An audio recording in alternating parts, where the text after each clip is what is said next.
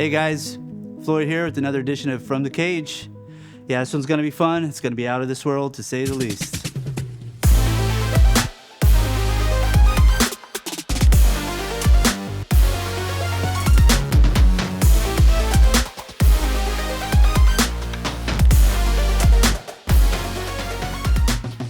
Wow, check this one out, guys. This is something else. It's pretty freaky. You got a built-in theremin. You can see a circuit board in there. Got the controls here. It's got three inputs here. Wow.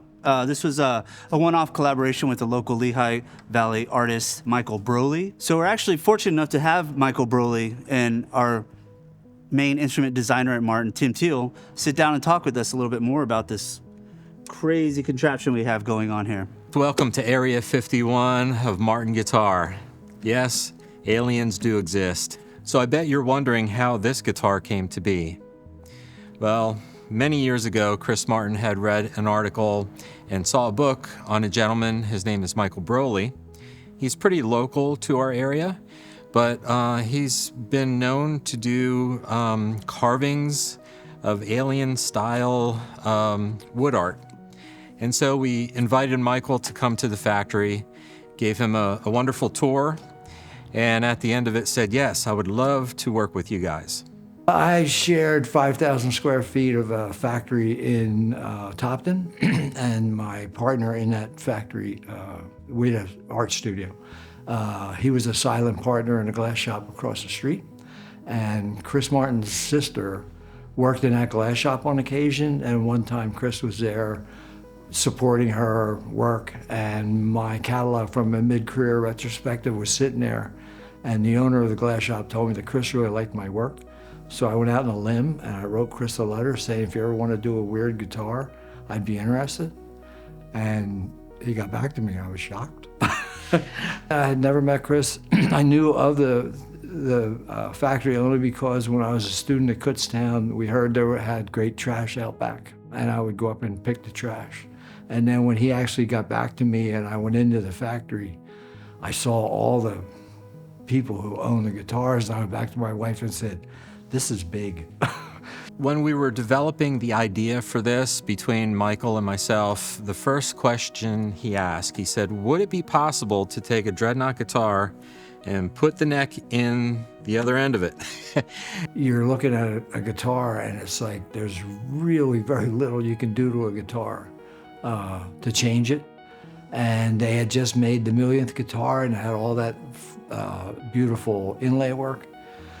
And so, like, as an artist, I was stumped, like, how do I do something different?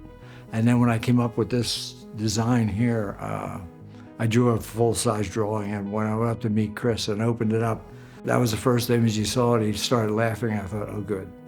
Yeah, I hit a note. Of course, this is something we've never done, but the reason he wanted to do that, obviously, is because he wanted to create these alien eyes for the sound ports, and then that would turn into the head of the alien.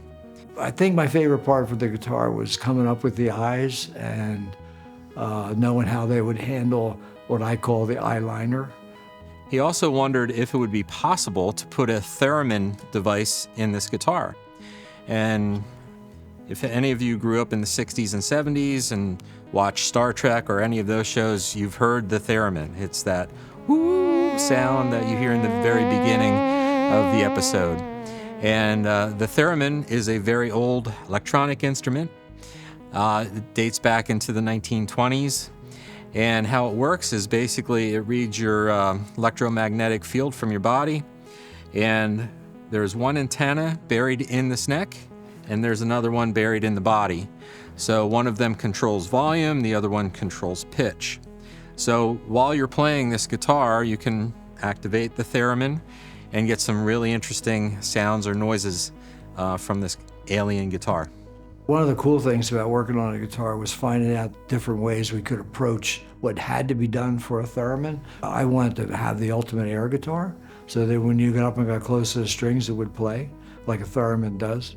And so working on that, we decided, well, we'd make this cooler fretboard out of it, and we'd get that made out of motherboard material and have the antenna on the back, and that looks cool if you could see it. And just the whole thing of putting a theremin into the guitar, enclosing it like that, changes it, and I didn't realize it at the time.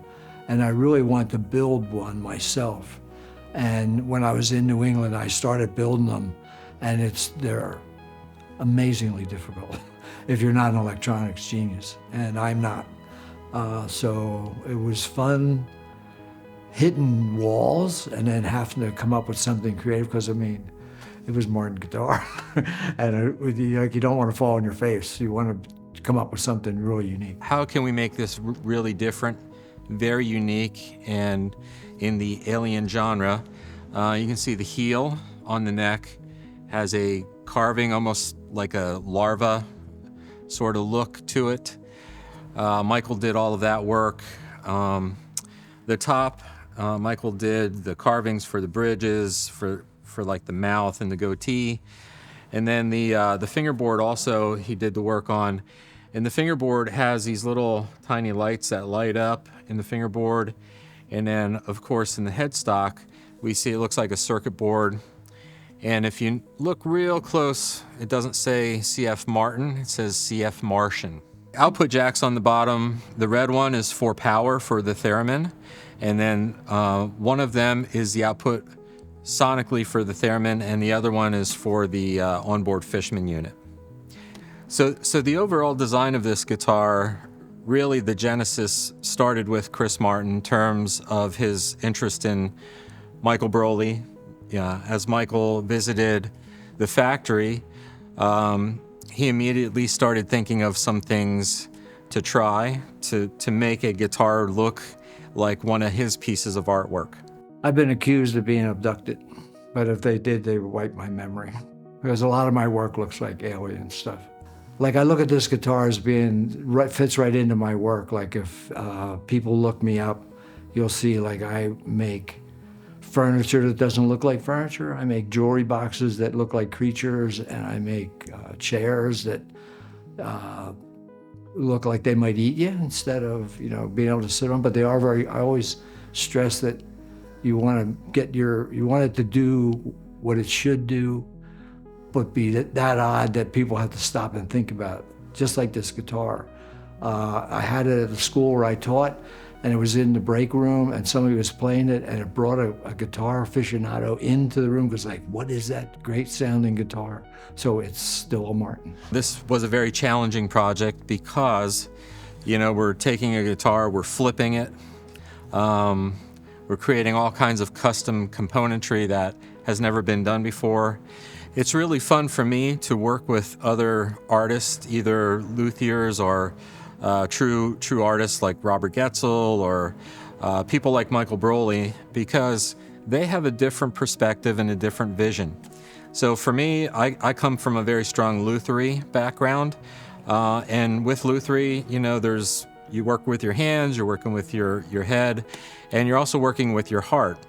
And when you put all of that together, that is a very artistic way of working, not only on the stuff that we do normally, but also in conjunction with other people.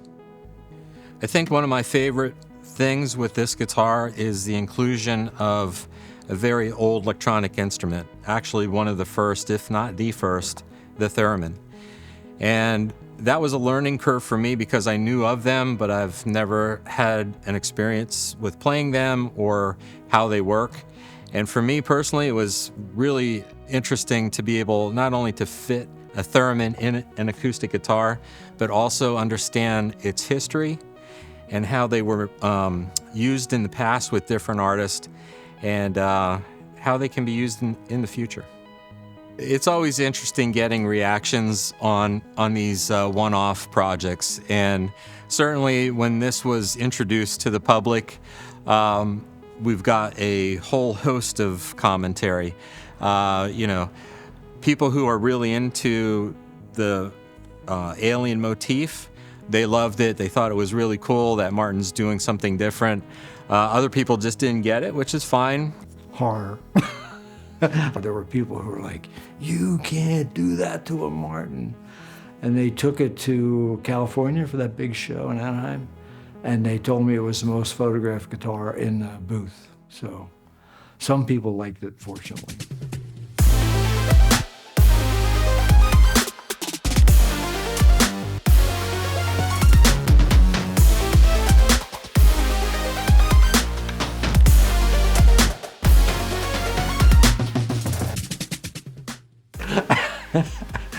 So I've been asked often in my life if I believe in aliens, and I've also said before, I think in this interview, that I've been accused of being abducted. I do believe there are a lot of things we don't fully understand. I'm a big fan of Carl Sagan's The Pale Blue Dot, and when you look at the size of that, of the universe we exist in, be really hard to believe that there's not something else out there. Personally, the only alien I believe in is this one because it's right in front of me. You know, I've been asked before if I believe in aliens or not. No. Till next time, beam me out, Scotty.